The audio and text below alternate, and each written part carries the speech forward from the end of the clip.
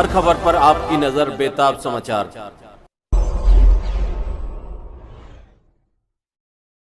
150 سالہ قربانیاں ہیں۔ کوئی اس ملک کے اندر ہندو مسلم ایسی پارٹی نہیں ہے جس کی تاریخ ایسی قربانیوں کی تاریخ ہو۔ حضرت شاہ عبدالعزیز صاحب محدث دہلوی نے 1803 میں آواز بلند کی تھی کہ ہمارا ملک غلام ہو گیا، اس غلام ملک کو آزاد کرانا اس ملک میں بسنے والے ہر مسلمان اور ہر شخص کا فرض ہے۔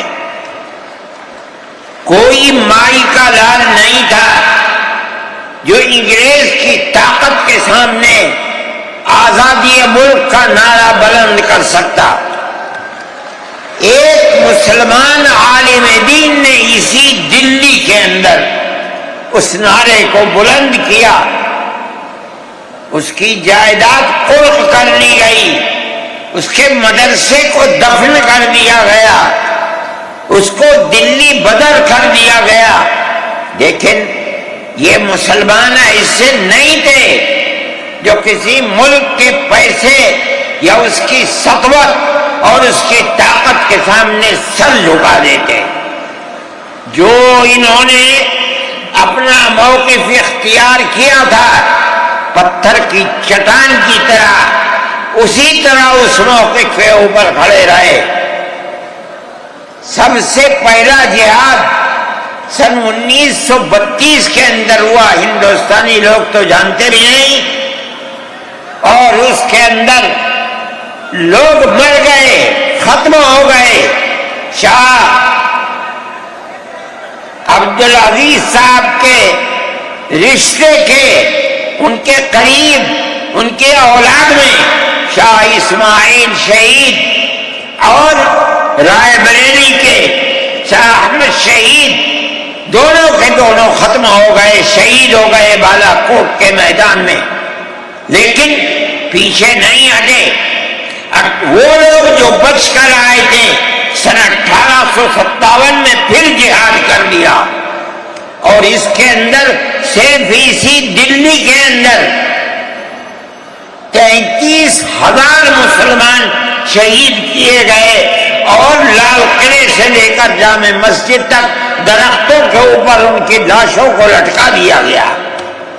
یہ مسلمان کی تاریخ ہے، علماء کی تاریخ ہے۔ بتائیں کون ہے جس کی زندگی کے اندر یہ تاریخ مل سکتی ہے؟ میں کہتا ہوں، لاکھوں آدمی کے سامنے کہتا ہوں، کوئی مائی کا لال ہے جس نے اس ملک کی اس طرح خدمت کی ہو جس طرح مسلمان علماء نے خدمت کی ہے؟ میرے بھائی، جمعیت علماء انہی مجاہدین کی بنائی ہوئی جماعت ہے، ہم تو ان کے جوتے سیدھے کرنے والے ہیں۔ ہمارا کیا کام ہے؟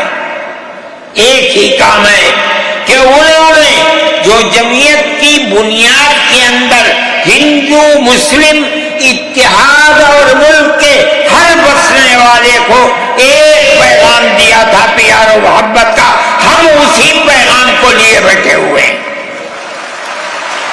ہمارا کام صرف اتنا ہے، دنیا توڑنا چاہتی ہے، حکومتیں برباد کرنا چاہتی ہیں، فرقہ پرست ذہنیت آگ لگانا چاہتی ہے، یہ نعرہ دینا چاہتی ہے کہ ہندو الگ، سکھ الگ، مسلمان الگ۔ ہم کہتے ہیں نہیں، ہندو مسلم سکھ عیسائی بھائی بھائی۔ یہ ہمارا پیغام نہیں ہے، ان بزرگوں کا پیغام ہے جنہوں نے پھانسیوں کے تختوں کو چوما، اپنے اس ملک کے لیے چوما ہے، اس کی آزادی کے لیے چوما ہے۔ اس ملک کے اندر یگانگت اتحاد جس کو آج آگ لگایا جا رہا ہے، ہمارے بزرگوں نے اسی اتحاد کے لیے اپنی قیمتی جانوں کو قربان کیا ہے، اور ان کا مقصد یہ تھا کہ ملک آزاد ہو جائے، حکومت ایسی بننی چاہیے جو حکومت سیکولر حکومت ہو، کسی کا حق نہ جائے۔ کانگریس اس لیے نہیں بنی تھی، یہ 1803 کی آواز ہے کہ ملک غلام ہو گیا، جہاد کرنا فرض ہے۔